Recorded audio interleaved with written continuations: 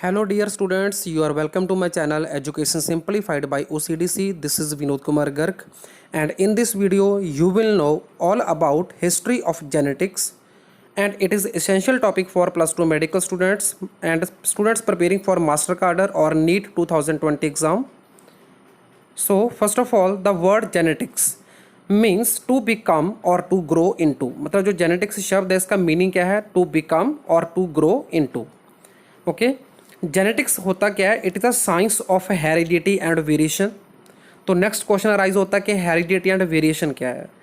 So the transmission of characters from one generation to the next generation, मतलब parents से character का बच्चों में पास ऑन होना, तो उस प्रोसेस को हम हेरिडिटी बोलते हैं. ओके, और हेरिडिटी की स्टडी को ही जेनेटिक्स बोलते हैं.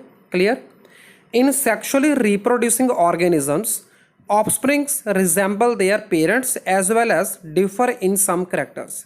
मतलब जो ऑर्गेनिज्म सेक्सुअल रिप्रोडक्शन करते हैं उसमें बहुत सारे जो करेक्टर होते हैं बच्चे के अंदर वो पेरेंटल करेक्टर होते हैं, लेकिन कुछ करेक्टर ऐसे भी होते हैं जो पेरेंट्स से डिविएट होते हैं, हटकर होते हैं. So the resemblance of offspring to the parents and each other are due to heredity और इनहेरिटेंस. मतलब जो करेक्टर बच्चों के पेरेंट्स के साथ मिलते हैं, जहाँ बच्चे जो ट्विन्स हैं या फिर ब्रदर सिस्टर है, सिबलिंग्स जिसको बोलते हैं, तो उसमें बहुत सारे करेक्टर अगर मैच होते हैं तो वो होते हैं इनहेरिटेंस के कारण, या फिर हेरिडिटी बोल सकते हैं उसको. ठीक है, लेकिन जो डिफरेंट करेक्टर्स होते हैं वो होते हैं वेरिएशंस के कारण. ओके, और ये वेरिएशन जो होती हैं ये वेरिएशन बेस होता है एवोल्यूशन का. अगर वेरिएशन होगी तो ही एवोल्यूशन होगा. ठीक है, एवोल्यूशन होगा तो न्यू स्पीसीज बनेगी, और न्यू स्पीसीज को बनने को हम बोलते हैं स्पीशिएशन. और ये वेरिएशन आती हैं डीएनए की सीक्वेंस में चेंज आने के कारण, जिसको बोलते हैं mutation. Okay, the word genetics was use for the first time by William Bateson. तो ये पेपर में क्वेश्चन बहुत बार आया है कि जेनेटिक्स वर्ड को पहली बार यूज़ किसने किया, तो आंसर आएगा विलियम बेटसन इन 1855. ओके, और जो टर्म जीन है it was coined by Johnson in 1909. Law of genetics were published in 1866 by Gregor John Mendel, but these laws remained unnoticed till 1900 due to various factors. Okay, so Gregor Johann Mendel is known as father of genetics, क्योंकि जितने भी हम laws पढ़ते हैं genetics के वो सभी Mendel के लॉज हैं. And in 1900s Mendel's law were rediscovered by three friends called Hugo de Vries, Correns and Teschmark. Okay, तो इन तीनों ने वैसे तो इंडिपेंडेंटली इसके लॉ को, मतलब मेंडल के लॉज को रीडिस्कवर किया था, लेकिन बाद में ये क्या कहते हैं, मतलब एक साथ इन्होंने रिप्रेजेंट किया था सभी ने. ठीक है, तो ये आपने याद रखने हैं, बहुत इंपॉर्टेंट क्वेश्चन है कि किसने रीडिस्कवर किया मेंडल के वर्क को. फिर आता है Gregor Johan Mendel published law of inheritance. ठीक है, Skinner 1873 first account of mitosis. इसने पहली बार बताया कि माइटोसिस होती है, मतलब माइटोसिस एक टाइप ऑफ डिवीज़न है जिसको इक्वेशनल डिवीज़न बोलते हैं, जिसमें सेल का नंबर डबल हो जाता है लेकिन क्रोमोसोम का नंबर कांस्टेंट रहता है.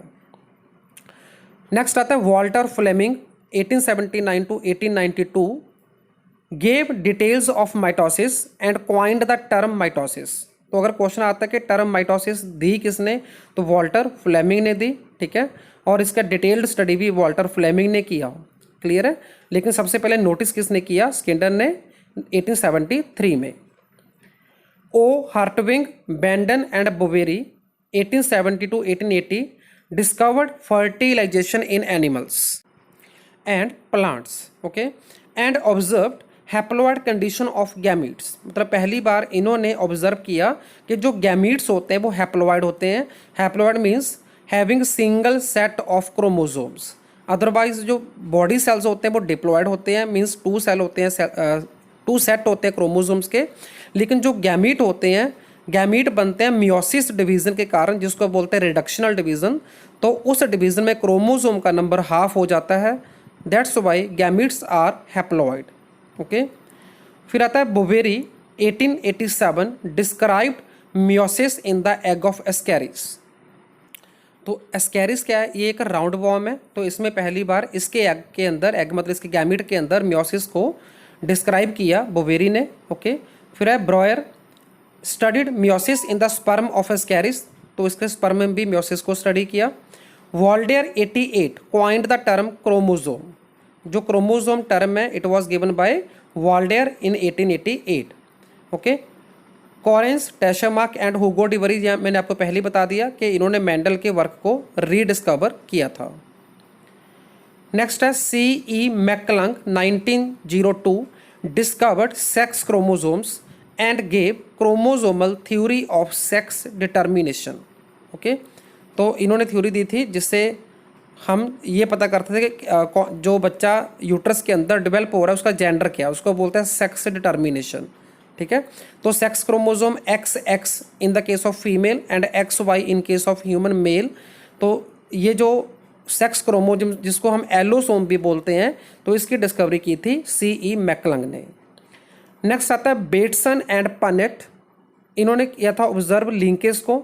अब लिंकेज क्या होता है कि जो जीन होते हैं वो क्रोमोसोम के ऊपर लीनियर पैटर्न में लगे होते हैं। ओके, अगर वो जीन एक दूसरे से जितना दूर होंगे तो उतना लिंकेज कम होगा, क्रॉसिंग ओवर ज़्यादा होगा तो उससे ज़्यादा वेरिएशन आएंगी। लेकिन जब ये जीन बहुत क्लोज होंगे तो उनमें बहुत ज़्यादा लिंकेज होगी। ठीक है, लिंकेज का मतलब कि वो नेक्स्ट जनरेशन में एज अ कपलेट, मतलब दोनों एक साथ ही अगली जनरेशन में पास ऑन होएंगे एक साथ। तो ऐसे जीन को हम लिंक्ड जीन्स बोलते हैं। ठीक है, तो ये जो लिंकेज है ये मेंडल के लॉस को कहीं ना कहीं फेल करती है। तो मतलब मेंडल का लॉ वहाँ पे एप्लीकेबल नहीं होता जहाँ पे लिंकेज होती है। जैसे कि फॉर एग्जांपल जैसे हम डाई हाइब्रिड क्रॉस करें तो मेंडल के अकॉर्डिंगली जो रेशो आनी चाहिए वो आनी चाहिए 9:3:3:1। लेकिन अगर हमारे पास ये रेशो आ जाती है मान लीजिए कि 9:7, ओके, तो इसका मतलब क्या हुआ कि हमारे पास न्यू कॉम्बिनेशन, न्यू रिकॉम्बिनेट्स नहीं आए। ठीक है, तो रिकॉम्बिनेट जितने कम आएंगे तो उसका मतलब जीन के अंदर लिंकेज ज़्यादा है। ओके, सो नेक्स्ट आता है नील्सन एंड एहले 1908, इन्होंने डिस्क्राइब किया था क्वांटिटेटिव जीन्स को, जिसका वीडियो मैं एक दिन पहले अपने चैनल पे डाल चुका हूँ, तो वो वीडियो आप देख सकते हैं, डिस्क्राइब क्वांटिटेटिव जीन्स। तो इसका मतलब क्या हुआ कि क्वांटिटेटिव जीन्स वो जीन है जो काफ़ी सारे जीन मिलकर एक ट्रेट को रेगुलेट करते हैं और उस ट्रेट को हम बोलते हैं polygenic trait. Example skin colour in human, seed coat colour in plants and height. Okay, तो जो ये करैक्टर हैं इनको बहुत सारे जीन्स मिलकर रेगुलेट करते हैं, एक से ज़्यादा जीन होते हैं मतलब इन ट्रेड्स के, तभी इसको पॉलीजेनिक ट्रेड बोलते हैं। और इस तरह की जो इनहेरिटेंस होगी इनके कारण उसको बोलेंगे क्वांटिटेटिव इनहेरिटेंस, और जीन्स को बोलेंगे क्वांटिटेटिव जीन्स। नेक्स्ट है Johansson 1909 coined the word gene, ये आपको मैंने पहले बता दिया। और जोहानसन ने ही दो और भी टर्म दी, genotype and phenotype. So combination of different type of alleles को हम जीनोटाइप बोलते हैं, जैसे कि capital T capital T, capital T small T, small T small T, these are the genotypes. And external morphology is called phenotype, जैसे कि tall plant और dwarf plant, round seed और रिंकल्ड सीड, येलो सीड और green seed. तो ये सब क्या है हमारे पास फिनोटाइप हैं, एक्सटर्नल मॉर्फोलॉजी को फिनोटाइप बोलते हैं। नेक्स्ट है Thomas Hunt Morgan 1910 discovered sex link inheritance, मतलब वो वाले करैक्टर्स, वो वाले ट्रेट्स जिनके जीन X या Y क्रोमोसोम के ऊपर होते हैं उसको हम सेक्स लिंक ट्रेट बोलते हैं, और उसकी इनहेरिटेंस को हम सेक्स लिंक्ड इनहेरिटेंस बोलते हैं। जैसे कि एग्जांपल के तौर पे आप एग्जांपल बता सकते हैं कलर ब्लाइंडनेस। ठीक है, तो कलर ब्लाइंडनेस का जो जीन है उसको हम C से डिनोट करते हैं, तो वो X के ऊपर लगा होता है, X क्रोमोसोम के ऊपर, तो उसको एक्स लिंक भी बोल सकते हैं या फिर सेक्स लिंक भी कह सकते हैं। H.J. Muller 1927 introduced the artificial mutation by X rays, ठीक है। तो इसने क्या किया कि एक्सरे की हेल्प से आर्टिफिशियल म्यूटेशन को इंड्यूस किया। तो म्यूटेशन क्या होती है, मैंने अभी आपको बताया इसी वीडियो में कि डीएनए का जो सीक्वेंस होता है उसके अंदर कोई भी चेंज आना, बेस पेयर की सीक्वेंस में चेंज आना, उसको म्यूटेशन बोलते हैं। और म्यूटेशन होने से वेरिएशन आती है, वेरिएशन होने से एवोल्यूशन होता है। Now S J stern 1931 cytological proof of crossing over, इसने मतलब प्रूफ दिया कि क्रॉसिंग ओवर होती है। क्रॉसिंग ओवर मैंने अभी आपको बताया था कि जब जीन्स क्रोमोसोम के ऊपर काफ़ी दूर दूर लिंक लोकेटेड होते हैं तो उनमें बहुत ज़्यादा डिस्टेंस होने के कारण ज़्यादा क्रॉसिंग ओवर होती है, मतलब एक्सचेंज ऑफ मटेरियल होता है, ठीक है। तो एक्सचेंज होने के कारण बहुत सारी वेरिएशन के चांसेस रहते हैं, मतलब न्यू रिकॉम्बिनेट्स ज़्यादा बनते हैं। Okay. G.W. Beadle and F.L. Tatum 1941 gave one gene one enzyme theory by studies on Neurospora। So Neurospora क्या है, ये एक फंगस है, ठीक है। इस फंगस के ऊपर स्टडी करते हुए बीडल एंड टैटम ने बताया कि वन जीन जो होता है वो वन एंजाइम को रिप्रेजेंट करता है हमारी बॉडी के अंदर। सो नेक्स्ट है O T Avery, C.M. MacLeod and M. McCarty. तो इसको हम एवरी, मैकलियोड और मैकार्थी भी बोल सकते हैं। 1944 में इन्होंने बताया, प्रूफ किया कि डीएनए हमारा हेरिडिटरी मटेरियल है। ओके, मतलब जो इनहेरिटेंस होती है वो डीएनए के कारण होती है हमारी। क्लियर है। तो नेक्स्ट आता है ई चारागफ। इसको चारागफ रूल के अकॉर्डिंगली हम जानते हैं। तो चारागफ रूल क्या कहता है, number of adenine in the DNA will be equal to number of thymine, मतलब A is equal to T, and number of guanine is equal to number of cytosine, that is G is equal to C। अब basically जो होता क्या है कि ATGC 4 nitrogenous base pair है जिसका DNA बना होता है। A ऑलवेज T के साथ बाइंड करता है, G ऑलवेज C के साथ बाइंड करता है। A और T के बीच में डबल बॉन्ड होता है, G और C के बीच में ट्रिपल बॉन्ड होता है। इसी को हम चारागफ रूल बोलते हैं। ओके। नेक्स्ट है JD Watson and FHC crack 1953 proposed double helical structure of DNA. तो इन्होंने क्या किया, बताया कि जो डीएनए है उसका डबल हेलिकल स्ट्रक्चर है, मतलब जो एक उसका बैंड है वो दूसरे के ऊपर हेलिकली क्वाइल्ड होता है। ओके, मतलब इसको स्ट्रैंड बोलते हैं हम, डबल स्ट्रैंडेड डीएनए जैसे होता है। तो एक स्ट्रैंड दूसरे स्ट्रैंड के ऊपर हेलिकली बाउंड होता है। फिर है S Ochoa and Kornberg in vitro synthesis of DNA and RNA. In vitro का मीनिंग होता है लेबोरेटरी के अंदर कुछ तैयार करना। ओके, तो उन्होंने लेबोरेटरी के अंदर आर्टिफिशियल डीएनए आरएनए तैयार किया 1959 में। फिर है MW निर्नबर्ग, JH मैथेई एंड FH क्रिक 1961। इन्होंने किया वर्क जेनेटिक कोड के ऊपर। तो जेनेटिक कोड बेसिकली क्या होता है कि हमारे अंदर, जैसे मैंने डीएनए के 4 बेस पेयर बताए ATGC, तो उनके ट्रिपलेट कोड बनते हैं। जैसे ATG मान लो एक कोड हो गया, ठीक है, GUG दूसरा कोड हो गया। तो हर कोड एक अमाइनो एसिड को रिप्रेजेंट करता है।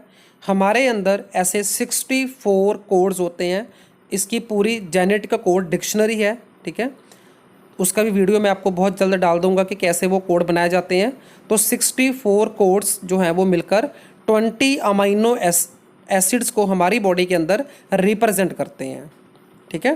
टोटल अमाइनो एसिड हमारी बॉडी में अभी तक 20 माने गए हैं, लेकिन रिसर्च जो लेटेस्ट आ रही है वो 26 के ऊपर पहुंच चुकी है कि 26 अमाइनो एसिड हमारे अंदर हैं। ओके, नेक्स्ट है F जैकब एंड J मोनट 1961। इन्होंने दिया operon concept of gene regulation. Operon का मतलब होता है operator on, concept of gene regulation के जीन्स की रेगुलेशन कैसे होती है, ठीक है। तो आगे हम डिटेल में इसको करेंगे कि ये टॉपिक का बेसिकली कैसे होता है ये topic, concept of gene regulation क्या होता है, कैसे जीन अपने आप को रिप्रेजेंट करते हैं और एक्सप्रेस करते हैं, ठीक है।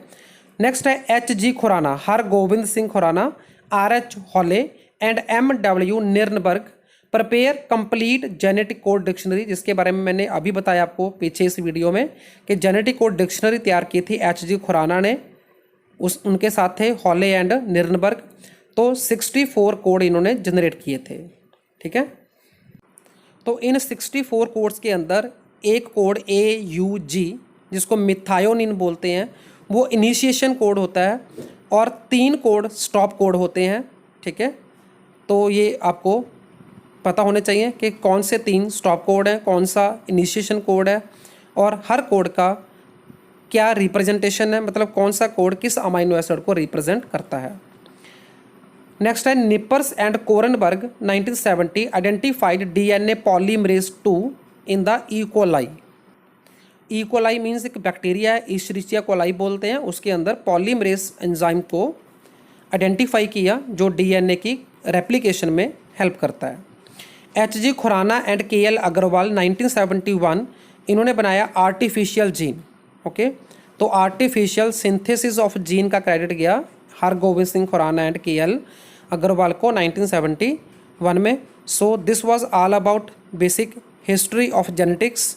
इसके बहुत सारे क्वेश्चन आपको कॉम्पिटिटिव एग्ज़ाम में आने की प्रोबेबिलिटी होती है। तो अभी नीट का एग्ज़ाम हो रहा है 13 सितंबर को, तो मास्टर कार्डर का एग्ज़ाम भी होना है, तो सभी के रिगार्डिंग आपको ये वीडियो जरूर देखना चाहिए, बहुत सारे क्वेश्चन इसमें से आ सकते हैं। So stay tuned with my channel for upcoming videos also. Thanks for watching.